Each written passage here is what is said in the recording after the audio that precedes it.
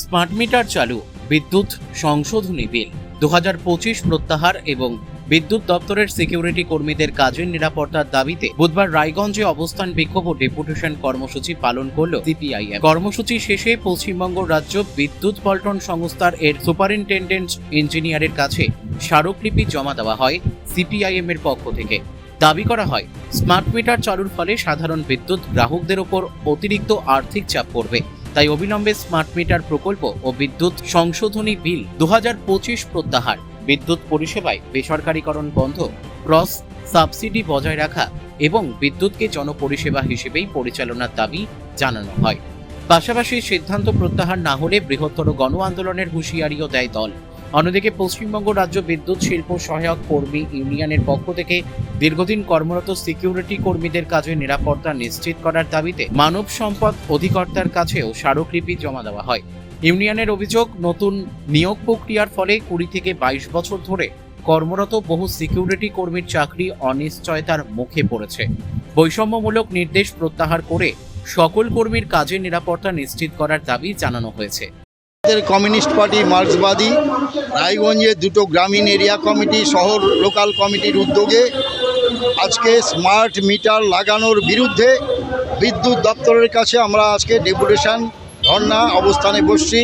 বেলা 1টা থেকে শুরু হয়েছে, 4টের সময় শেষ হবে।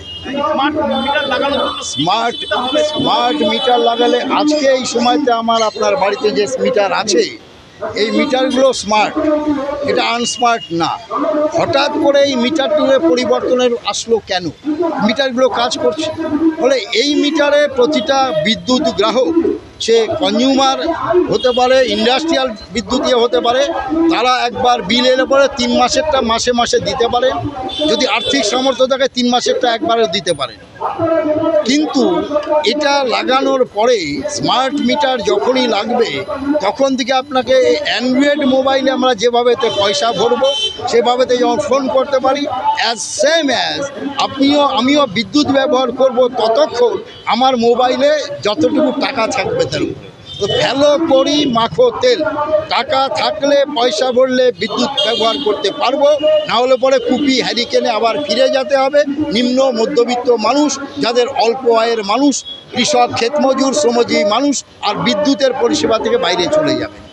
এটা পরীক্ষিত ভারতবর্ষের অনেক রাজ্যে তারা স্মার্ট মিটারের যা বিল আসে, যা নর্মাল মিটারে যা বিল আসে, তার সেই পরিমাণ বিদ্যুৎ খরচ করতে তার 5 গুণ 7 গুণ 10 গুণ টাকা তাদেরকে ভরতে হচ্ছে। মানুষের নাভিশ্বাস উঠে যাচ্ছে এবং মিটার রিডিংটা কখন কোনটা হবে, গোটা দিনে 3 বার 4 বার রেট পরিবর্তন হবে। কোন সময় 10 টাকা ইউনিট হবে, কোন সময় 25 টাকা ইউনিট হবে, এটা আমরা কেউ জানি না এই মুহূর্তে। কিন্তু যেখানে এটা লেগেছে তারা বুঝতে পারছে। ফলে সিঁদুরে মেঘ দেখলে পরে ঘরপড়া গরুও ভয় পায়।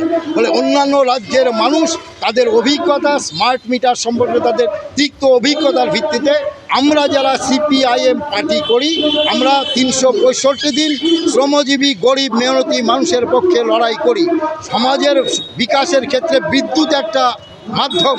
ফলে বিদ্যুতের পরিষেবা থেকে গরিব মানুষ যাতে বাইরে না চলে যায়, যাতে স্মার্ট মিটারের মধ্য দিয়ে তাদের সে বিদ্যুৎ ভোগ করবার অধিকার খর্ব না হয়, তার জন্যই আমাদের স্মার্ট মিটার লাগানোর বিরুদ্ধে আজকে আমাদের এখানে বিক্ষোভ অবস্থা। আমাদের এখানে সভা চলবে, দেখুন অনেক কমরেডরা এসছে গ্রাম শহরে। আমরা এখান থেকে বিদ্যুৎ দপ্তরের আধিকারিক, তার কাছে একটা ডেপুটেশন দেব। একদম একটাই কথা, কোনো অবস্থাতে স্মার্ট মিটার লাগানো চলবে না, আমরা লাগাতে দেবো না। যেন প্রকারে স্মার্ট মিটার আমরা ঠেকাবই, এটাই হচ্ছে আমাদের ঘোষণা। রায়গঞ্জ থেকে রামকৃষ্ণ দাসের রিপোর্ট, কুলিক নিউজ।